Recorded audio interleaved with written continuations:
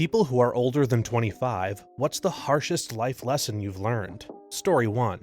That life can take a loved one at any time, so cherish those you love, make time for family and friends, and tell people you love them often. This is so true. My grandfather died the morning after the doctor agreed to discharge him from the ICU. I don't have a single picture of him, never expressed how much I loved him. It seems I had so much to tell him and ask him. His death taught me to value people and express my affections more. It's difficult, but a necessity. You never know when the people you love will not be there anymore. My grandfather died 3 days after coming home from the hospital in 2020. He got home on a Friday. We spent the whole weekend talking and going down memory lane and just spending time like always. They raised me, and I was 20 and living at home at the time anyway. I woke up that Monday morning around 4:30 a.m. to go to my job and just had the weirdest feeling. When it was time for me to leave, I went to wake them up and say goodbye like I usually did before going out to work. My grandfather would usually walk me to my car when he was feeling well because it was so dark, but this day he did not move. He had died overnight. The paramedics suspect just sometime after we had all fallen asleep because he was already so far gone, yet we all had gone to bed around 11 p.m.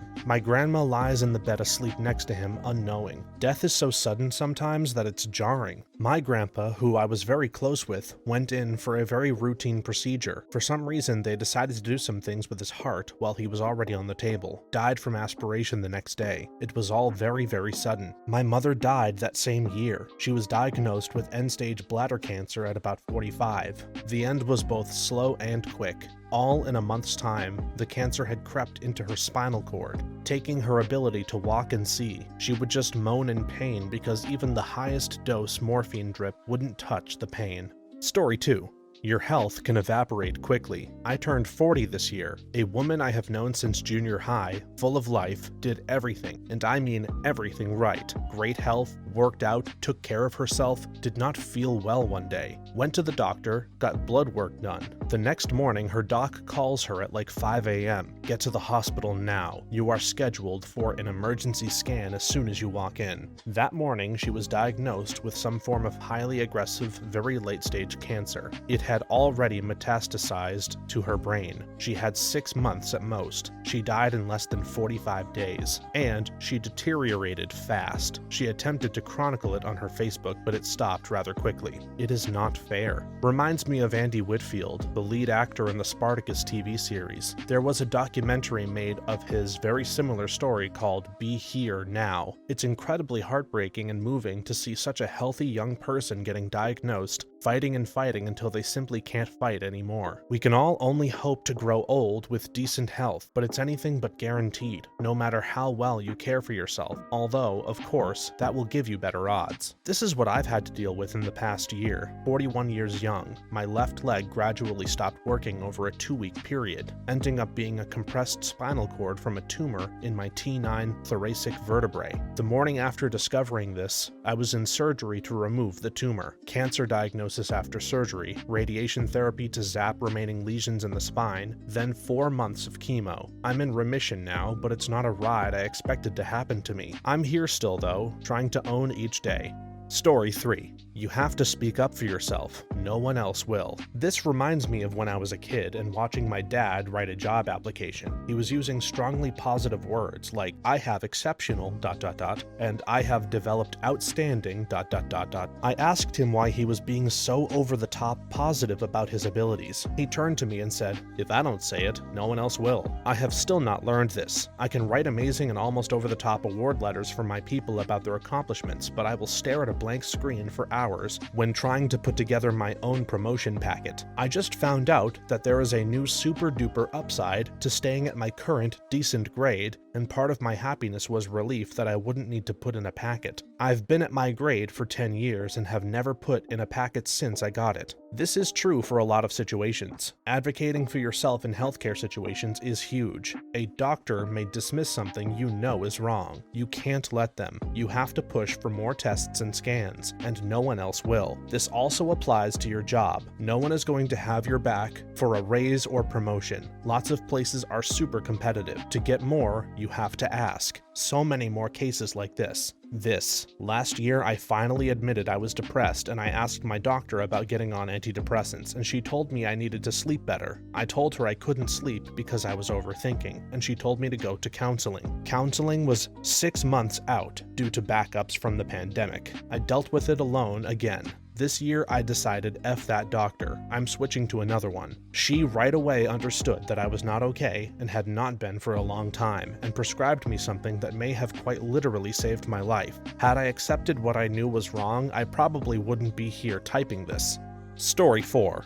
If your employer is doing something illegal or unethical and you decide to confront them about it, for F's sake, do it in a way that all communication will leave a paper trail. To piggyback this, keep emails and any other proof of everything so that you can always cover your ass. Absolutely. And to add one more note, if something happened or was said in a conversation that you didn't have notes of, just send an email restating what happened by asking questions. Hey, manager, I wanted to get some clarification on the XYZ thing that happened and was said. Are we actually expected to do XYZ? I just wanted to double check to make sure everything we talked about was accurate. Thank you for your help. IT guy here. Never delete any email. Save a copy of your PST file and take it with you when you leave a job. Keep regular backups. Always CYA. Since it needs further explanation, if you work in an environment with trade secrets, etc., don't take those. If you work in an environment that blocks PSTs and such, obviously that specific method doesn't apply. If you have emails that are out of date and don't apply, yeah, don't bother copying them. If you have specific communication between management and yourself regarding your employment, promises they made, etc., keep a copy. If you can't save your PST and are lazy about it, there are other methods. More importantly, don't read advice on Reddit and think it's a blanket that covers every possible scenario. Possibly think a little bit. IT guy here too, and agree with you 99%. Don't delete anything. Keep records and keep backups to the best of your ability. That being said, I imagine there are situations where keeping your PST file when you leave could be considered stealing company property or stealing secrets, or something depends on what the messages contain. Something to keep in mind. Story 5. Your friends from high school or college will disappear if you don't make the effort to stay in touch. People in general. I'm 38, and in different parts of my life I had friends and family alive that are no longer alive. You feel almost lonely when people who have made up certain memories are no longer there for y'all to retell it. You also just have life slowly separating people from you.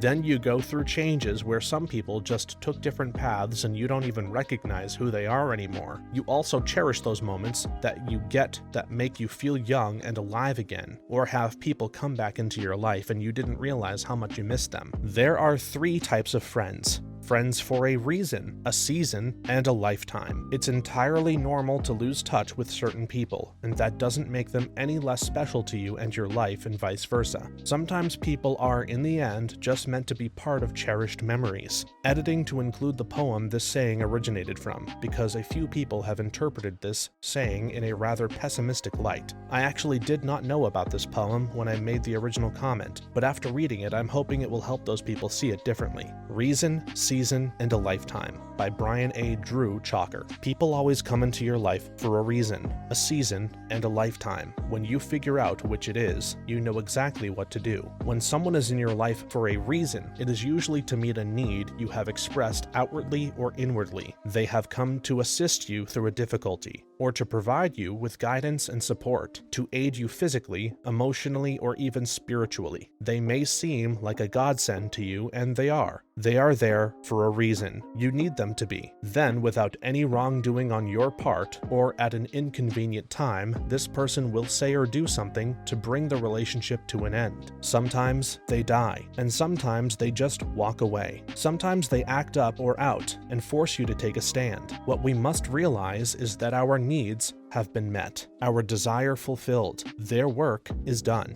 The prayer you sent up has been answered, and it is now time to move on. When people come into your life for a season, it is because your turn has come to share, grow, or learn. They may bring you an experience of peace or make you laugh. They may teach you something you have never done. They usually give you an unbelievable amount of joy. Believe it, it is real, but only for a season. And like spring turns to summer and summer turns to fall, the season eventually ends. Lifetime. Relationships teach you a lifetime of lessons. Those things you must build upon in order to have a solid emotional foundation. Your job is to accept the lesson, love the person, people, anyway, and put what you have learned to use in all other relationships and areas in your life. It is said that love is blind, but friendship is clairvoyant. Thank you for being a part of my life. So I have 5 friends and I have been friends with since high school. All of us have floated in and out over the last 45 years, but for the last 10 have really worked on staying in touch. This weekend, we have an event with all of us, looking forward to it. I also have a group of 3 friends that I have been friends with for about 25 to 30 years, and we have dinner at least twice a month. Friendships take work on both sides.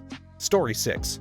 There are some truly messed up people that live and breathe to F over other people. My cousin is like this. Ex-cousin, we don't talk about that rotten branch of the family, but she will screw over anything and anyone as long as she gets what she wants, lies, manipulates, and steals. But it's never her fault. It's always the other person's problem, and when she pisses off the person or alienates them, she moves on to another. Same routine, nice and friendly until she doesn't get her own way. It's some sort of, I'm the best, but other people don't understand me mentally. But it has to be exhausting, surely. My mom and brother are like this, just slimy, vindictive, miserable people with zero self-awareness of just how toxic they are. They do it because they're addicted to the drama, likely because they've got nothing going for them, and this is like a crappy hobby for them. A reaction of any kind means attention, which is what they need. If you want to drive them completely insane, just cut them out of your life like I did. Best idea I've ever had. All they can do at that point is spy on you via social media, but you'll immediately see your stress and anxiety plummet when you don't have to interact with them. Blood is thicker than water, my ass. I know this one. It feels good to hate, like really, really good. Letting go, seeing red, and just letting the rage take over is the best feeling in the world by miles. I would unironically compare it to an opioid rush in intensity, and what it does to you in the long term is just as bad. I couldn't let it go on my own. It took getting stabbed in the back by someone I cared about deeply for me to see what I was doing,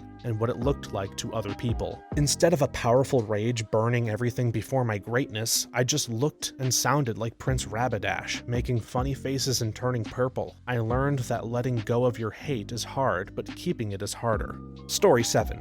Do not lie to your significant other. Have hard conversations and trust them enough to be able to have them with you. Give them the chance and don't be afraid or avoid doing it in fear of rejection or judgment. I learned that the hard way, unfortunately. To add to that, before the couple becomes exclusive, they should be asking each other the hard questions. Whatever phase people call it, whether dating or talking phase, ask the uncomfortable questions as you guys get to know each other. Knowing what I know now, I wouldn't want to become exclusive and introduce him to my friends and family without asking some hard questions. Their reaction, answer, and body language will tell you whether y'all can move forward to being exclusive or not. Because at least at that stage, if we go our separate ways, I don't have to endure the awkward questions from friends and family about him. My wife and I both came from abusive family situations. We started dating in high school without any knowledge of how to run a healthy relationship. It's been over a decade, and I'm so thankful that our relationship has been built on truth and honesty from day one. Have those conversations. Support each other. Compromise. Be honest. Give each other room to grow while staying close enough to hold their hand when they need it. It's never too late to start good relationship habits, but my God, it's so much easier if you agree to be completely honest from day one. To add to this, a lie of omission is still a lie if the information makes an ounce of difference to your spouse. Don't lie, and also don't leave out important pieces of information. And please do not play dumb about the importance of the information to justify not sharing it. Just be an open book with your spouse. Story 8. No one is going to save you. You have to save yourself. And there's only so much effort you can put into other people before you have to start being a bit selfish and protect yourself. Just this year, I took care of my dad for years, and he stole money from me. I helped my ex through a tough spot in her life at the expense of my own mental health. She always told me how supportive she told her therapist and friends I was, then broke up with me for not being emotionally supportive enough. I felt like I was being a jerk, but I felt underpaid and leveraged a counteroffer to my employer, and it actually worked, and I got a large raise. This has not been a good year for me in my outlook on loyalty. Oh my word, I opened this thread to say this, and this was the first post at the top of the page. I was a very depressed young person, and I was waiting for someone to save me, to say hi, to ask how I was, to show me love. It never happened the way I needed it to. With the help of antidepressants, I realized everyone is busy with their own crap, and it's up to you to pull yourself through yours. A lot of rom-com movies have some opening scenes where the protagonist is failing at life for some reason, and people keep leaving messages on their phone asking if they're okay. Why did they miss some event, etc. This doesn't happen in real life. People just give up and you're on your own. Most of us don't want to disturb you. Work as a counselor for changing habits. Usually, when I tell people that I encourage focused suffering, working out, eating less, meditating, attempting enthusiasm, etc., I feel like I'm an a-hole. Most folks either enjoy a life of quiet distraction or are so tapped out that they have nothing to spare. Even asking someone to get back to you with "Are you okay?" is an expensive request, isn't it? TLDR, your best friends will wish they could ask but won't. Just ask them. They want to be there for you. Story 9. Crap can go south in a literal heartbeat. Yup, went to work today. For the second time ever at this job, I came home for lunch instead of eating at work or getting fast food. Get home, find my mom, a stroke victim, covered in blood. She fell and hit her head. Just like that, the rest of my day was spent at the emergency room. Thank God she's all right. 7 staples later. But you literally have zero idea what you're walking into from one moment to the next. Life, man. Wow, I'm so sorry. This is how you spent your day. I completely understand where you're coming from. I had a similar situation with my mom when I was a teenager, except she was a drunk and hit her head on the side of a table, but that's another story. And I spent that whole night on the night before school in the ER with her. Sometimes you have no idea what the next thing that's going to happen is. There's a guy who finally got extradited from Japan after a year and a half because he was in prison for passing out at the wheel from altitude sickness and killing a couple of people. Something completely out of his control, completely unpredictable and improbable, being in a foreign prison, not knowing if he'll be able to get back home to his family from something that happened in a split second. Just insane. I knew a Brazilian guy who died from being jetted with water in a Japanese prison. He was in solitary for 3 months before. No futon, on the floor, just for running a red light, cause no one stops at nighttime at red lights in São Paulo. Story 10. This is for people pleasers like myself. You can bend over backwards for everyone, be a doormat, and make it your life goal to avoid confrontation. And you're still going to end up being the supervillain in someone else's story by the time you hit 30. You're writing your own story. Set your boundaries and realize no girl or guy, vice or amount of money is worth compromising them. Definitely easier said than done. I have no idea how to enforce my boundaries. I'm always afraid of upsetting people, and telling me to stop being afraid doesn't help. One piece of advice my therapist gave me was to start small. Some innocuous thing that isn't really a big deal to say no to, like saying no to going out when you don't feel like it. Gradually work your way up from there to bigger things. Another thing you could try is getting someone you trust who doesn't actually allow your boundaries to be broken to test you and hold you accountable. One thing a friend of mine recently said has become my motto. A no of them is a yes to yourself. It takes so much guilt and bad feelings away from you. I also sometimes think about, if I were my friend, what advice would I give to myself? Then I see that what I do, people please, is different from what I would tell my friend, and then I can adjust accordingly. It takes time, but setting boundaries is insanely important for your health, mental and physical. Start small. You can't change your whole life immediately. For me, it was saying no to alcohol at a friend's party even though they insisted I drank. That small instance gave me assurance, and I slowly worked my way up, after some time of course, to removing someone who made me feel uncomfortable from my life. Don't think of it so much as enforcing your boundaries, if that's too hard. It might be easier to think of it as making people aware of your boundaries. If the people in your life are good people, then they won't want to cause you stress by violating your boundaries. So help them by making them aware of your wants and needs. Try to offer a compromise that gives both of you what you need. And if the person tries to pressure you to get you to do something even though you've made made them aware of your boundaries and offered them the best compromise you can in the circumstances, tell them to go F themselves. Story 11.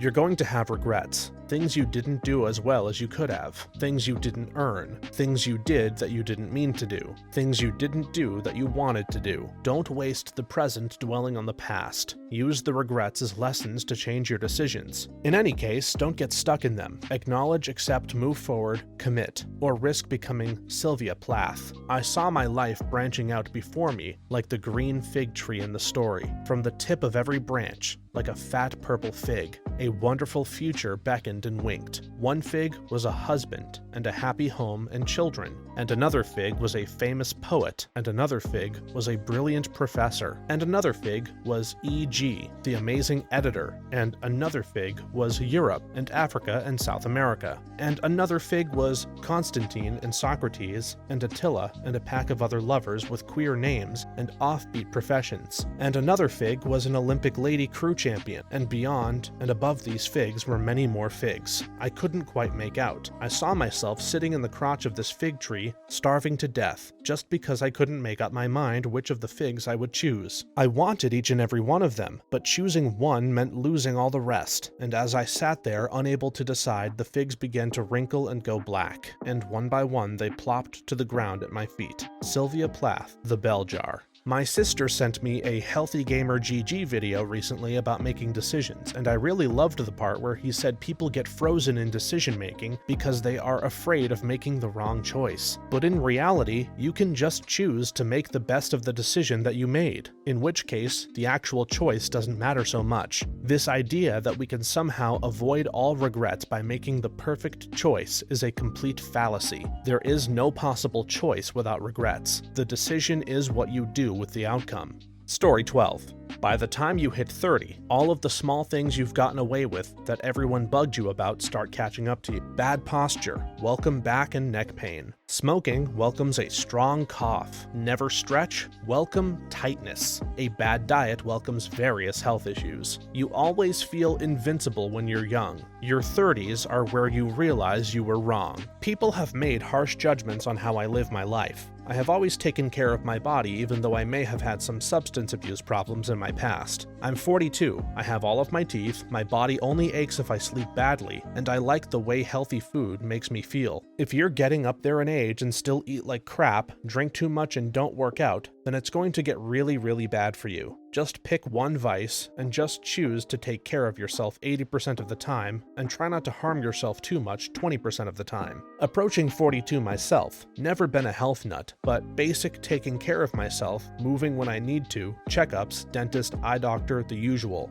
Never was a big drinker, no smoking, and need to lose 25 pounds if I'm being realistic. The scary thing I notice now, some people you see that are our age. I swear to God they look like they are 55 or 60 years old just from getting beat on by the sun, alcohol, drugs, or whatever, or sat on their ass for 20 years and can't go up a single flight of stairs. Some of those party girls who just never learned to stop are downright scary looking on dating apps. I was a smoker and a vapor for a couple of years, but quit when I realized that I was getting winded climbing up the stairs to my apartment. I lived on the 7th floor, so getting winded was okay, but I was struggling to make it up just 3 flights. I should have taken at least 5 or 6 to start feeling it. I've been smoke-free for almost 2 years now, and I recently had COVID. While I was recovering, I tried to go for a light run and realized that my lungs felt almost exactly like they had back when I was smoking. In that moment, it hit me just how badly I've been treating my body and how glad I am to be free of that crap. Do not smoke. It sucks. Story 13. I should have tried harder in college and worked with a goal in mind. Working with a goal in mind is a good one. I almost fell into working in design, and I just did jobs I enjoyed without much thought about where it was going or how much money I was, or wasn't making. By the time I started at my 3rd agency in my late 30s, I was done with it, and I've actually found it hard to move into the type of work I'd like to be in at the type of company I'd like to be at. I know a lot of people who did try hard, and worked with a goal in mind, but didn't know enough about the goal, didn't investigate the goal, and didn't find out more from people who might already be there, whether the goal was was worth having, and ended up having it not work out. I was bitter about this for 5 years, and went back to school for a master's degree intent on doing the best I possibly could. I went from graduating my undergrad with a 2.7 GPA or so to almost top of my class because I chose to apply myself. Felt like sweet vindication. Story 14. Many people in leadership positions are anything but leaders. I would go out on a limb and say most managers are just the people who stuck it out through the crappy underpaid subordinate positions so they could get to a manager and not actually manage. To piggyback on this for the advice portion, if you take a management position, request that your employer provide you with management training. Being a manager is a different beast, and it really helps you succeed if you are trained in how to do the job. You might figure it out on the fly, or you might be just as bad as all the other managers you have previously loathed. Most are politicians, not leaders. Politicians always dodge responsibility, always project blame for anything bad, and always claim credit for anything good. Leaders never delegate responsibility, always delegate authority, always reserve blame, and never take credit. My guys would kill themselves for me trying to achieve any project or task I gave them. They knew I had their back, and I always gave them individual credit first, then collective credit, and any bad crap was always my fault and kept off their back. Other politicians couldn't figure out why nobody was willing to do crap for them, and then all of their projects were shambling disasters. Story 15. You can have a loving family, great friends, and financial security, but still feel isolated and empty. This one. I can be surrounded by people or have a number of people to talk to and still feel I don't belong and that there is still that isolation. Though this is why I am happy that I can be alone with myself and it's totally cool most times. But it does hit other times, and I wish I did have that place or those people that I felt truly I belonged with or around. It's important to not be too hard on yourself in these moments, and it is okay to be alone with yourself. Story 16. Don't drive when you are sleepy. I fell asleep driving after working the night shift. I was in a coma for 2 weeks and partially paralyzed. After 4 months in the hospital, I was medically retired from the US Army. Before the accident, I was in great shape and I was running about 10 miles per day, training for a race. I have not been able to run since the accident. Lesson: don't drive when you're sleepy. You could die or hurt someone else. I live in New South Wales, and this morning I got reminded of a fantastic advertisement that illustrates this point. Most fatigue crashes happen closest to home. Don't trust your tired self. It's about a man driving back home, but he's obviously extremely tired, almost falling asleep on the wheel, and he's talking to his wife and young son on the car phone, saying that he'll be home soon. In the end, it shows the mother and the son waiting outside their house as they worriedly stare at all the police cars and ambulance/first responders zooming down their street. The camera pans up to see the dad's car smashed head-on into a telephone pole about a block away from his house.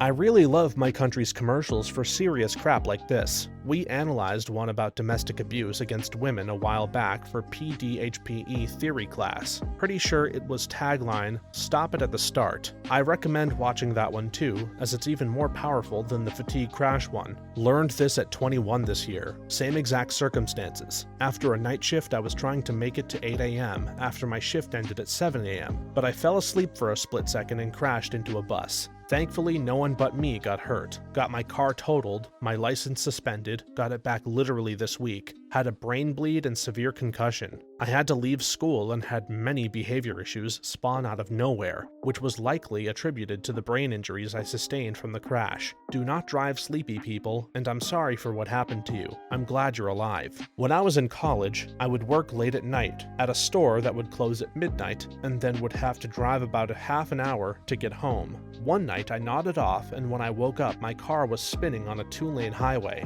There were no other cars around, and miraculously my car stayed on the highway, but I easily could have died and killed other people. Don't drive sleepy. Story 17.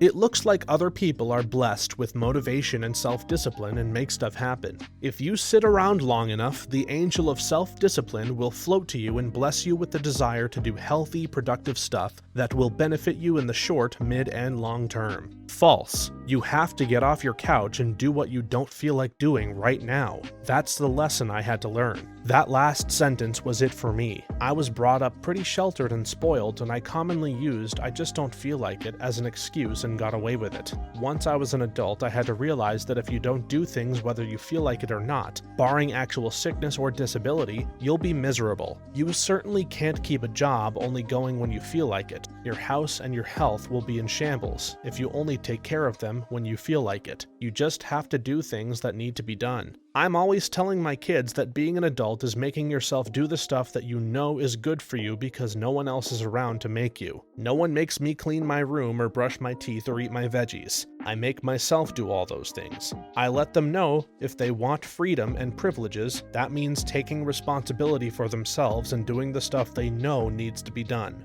Story 18. Growing up in the 90s and listening to a lot of rap, I was under the impression that being a thug and getting into trouble a lot was cool, so my suburban ass along with all my friends emulated that lifestyle. When I was 20, one of us got murdered. Suddenly it wasn't so cool anymore. Weird. I grew up in the 90s and listened to exclusively rap from my white burb. That was not the lesson I took from it. Living in poverty sucked. Selling drugs to make money will get you in gunfights or harassed by the police. You gotta get out of poverty to stay out of jail. That was my lesson. Also, getting pussy on the daily is no problem. Hoes are everywhere. Now that lesson did not pan out. Thanks for watching until the end. If you have a similar story to these that you would like to share with us, please leave it in the comments below. If you enjoyed this video, please leave us a like and subscribe. For more videos like this one right now, please stop by our channel. Thanks again, and see you next time.